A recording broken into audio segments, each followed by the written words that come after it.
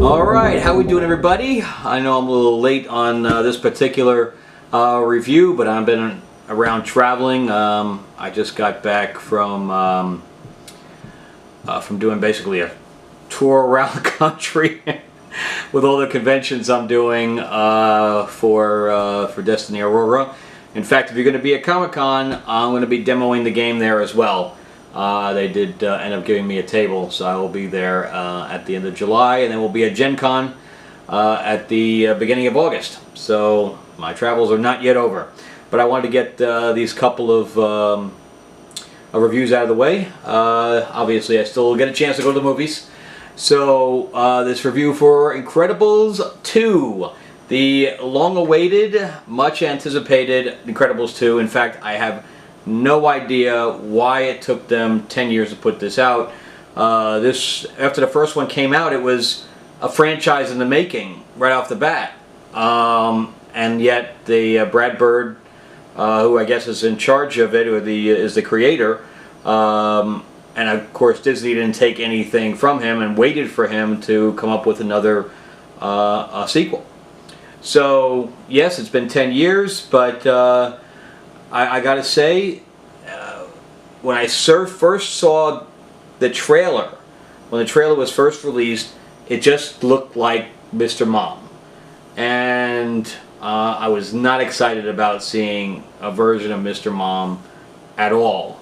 But I was excited about seeing the family and stuff like that. So I, of course, jumped to see it, and pleasantly surprised. It was very, very, very good. I highly recommend it. In some ways, I believe it was actually better than the first. You know, the first one's going to be a classic, you know, forever. But this one really made some new strides, I thought. And unfortunately, it is probably the closest we're going to come to a good Fantastic Four movie. I wish Fantastic Four movies were as good as The Incredibles. But the cast, after 10 years, reprised their roles, which is all great. So Craig T. Nelson is back as Mr. Incredible. Holly Hunter even has a bigger role this one than I think she did in the first one. And the kids all came back. Samuel L. Jackson is also back for Frozone. And I really like the fact that they had more for him to do in this one than the original. I like Frozone a lot, and I think I'm so glad that they had more for him to do in this one. Where that he was more incorporated in the family, I think, than in the first one. Also, you know, the switching of the roles. That's what this whole thing about, as you can tell from the trailer. That the switching of the roles. That Holly Hunter's character Helen is now the breadwinner, and Mr. Incredible, Bob Parr, is now basically stuck at home with the kids. And of course the whole thing with Jack Jack, and I'm so happy too that they did a lot more with Jack Jack than they did in the original. You know, he was a real focus of the film, and I think that a lot of, if not all, his scenes stood out. So really, really good. There was a predictability to who the villain was and stuff like that. Once you see it, you know, you'll say, "Oh, I know exactly who the villain is" as soon as they come on screen. But that did not affect the intensity of the scenes. Saying, "Well, maybe I'm wrong," you know. So that's I did like that, you know, where she was still investigating, and you're like, maybe I wasn't right with the person I chose to be the villain. But then they also brought in other supers. You know, in the first one we got to see some of the supers in the very beginning before they were made illegal. But now we get to see some of them just coming out of the woodwork, and I liked that, of course.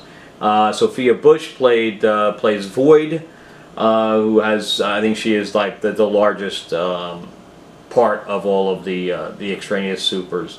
Trying to find his name here. Okay, Bob Odenkirk and Kathrine Kenner both play the people trying to get the supers to be made more legal. And Bob Odenkirk is, of course, Better Call Saul. And as soon as you see his face, you're like, okay, that's Saul. They matched his face perfectly. All good stuff. There's so much good stuff to talk about with Incredibles 2 that I don't want to get into until we do the spoilers. But if you're a fan of the first one, I definitely suggest seeing it in the theater because A, just seeing it on the big screen, I saw it in 3D. I don't know if you necessarily need to see it in 3D, but I saw it in 3D. Waiting for my plane.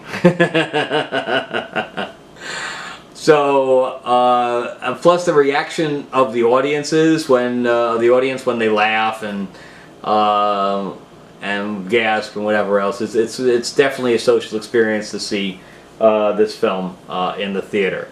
Of course, the graphics are great. You know, a regular Pixar type film, and of course the voice direction and the voice acting is all spot on. So I'm going to get into spoilers here, but that is my initial reaction. If I was going to rate the film from a period of 1 to 10, you know that I never gave anything a 10. But for me, it's probably about an 8.5, if not a 9. So very, very enjoyable. Scenes that are definitely memorable and worth the wait.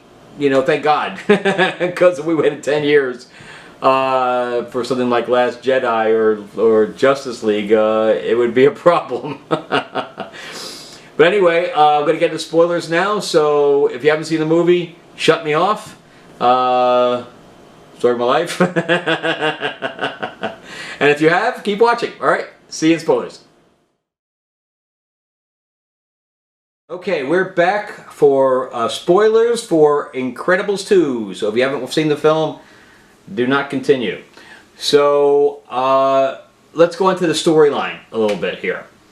So it's obviously a reversal from the first movie where Bob is kind of go out and trying to find a job, etc. And Helen was stuck at home with the kids. And now it's a reversal where we get the Mr. Mom side of things, where they try to be the Incredibles again, and they get a huge amount of property damage. Everybody hates them again. So now we bring in the Deavers. I think that's their name. Yes, D-E-A-V-O-R, the Deavers. So you have Winston and Evelyn, who are brothers and sisters who run this big corporation, and he is a huge fan of supers and wants to make them legal again. And now that the Incredibles have now been back in the limelight, he decides to take Elastigirl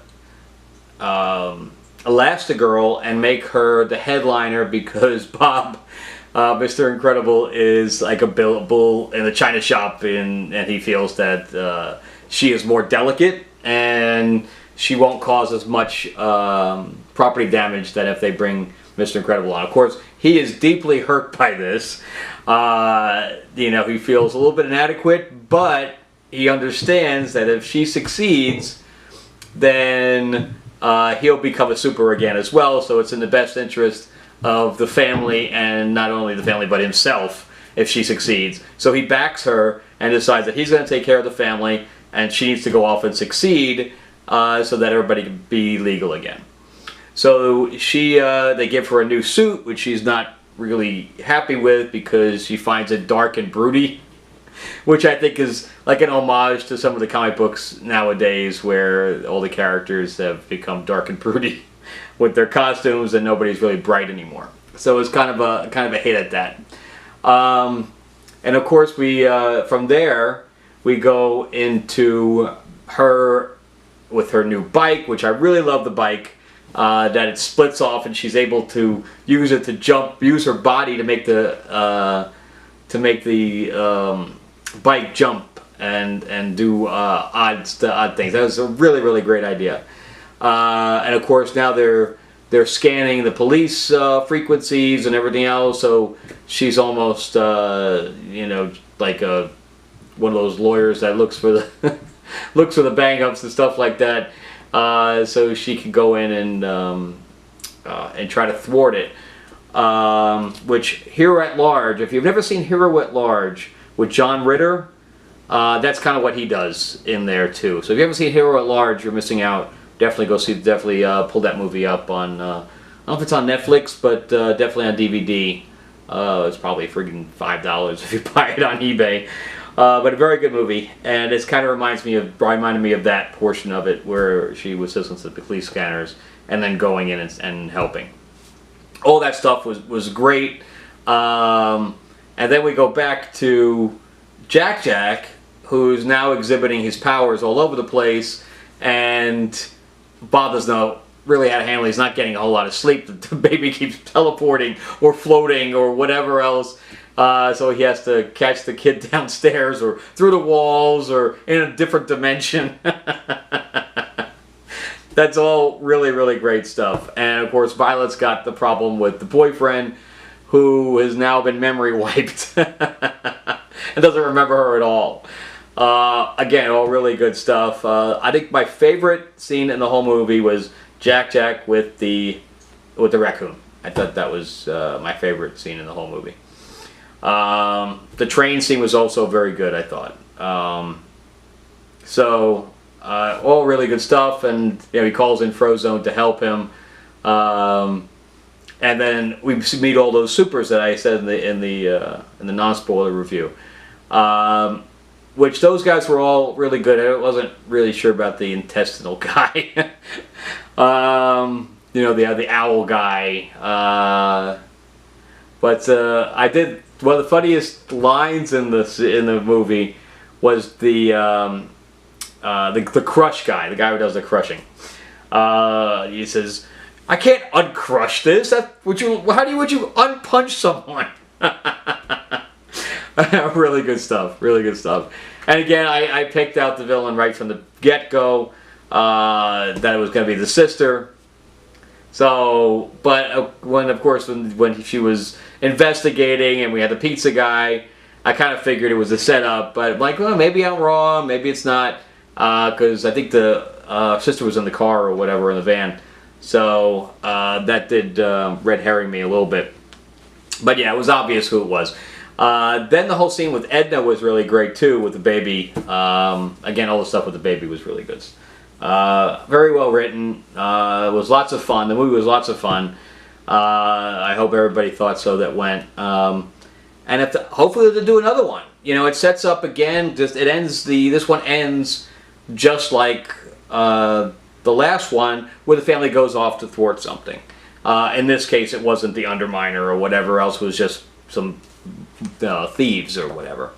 So it wasn't like a big ending, but it shows that the storyline is going to continue, and I hope it doesn't take 10 years for another one to come out. Greg T. Nelson and Holly Hunter are not spring chickens anymore. So Brad Bird, you better step it up and write a script less than 10 years in the making. It took longer to write the script than to make the thing, that's for sure.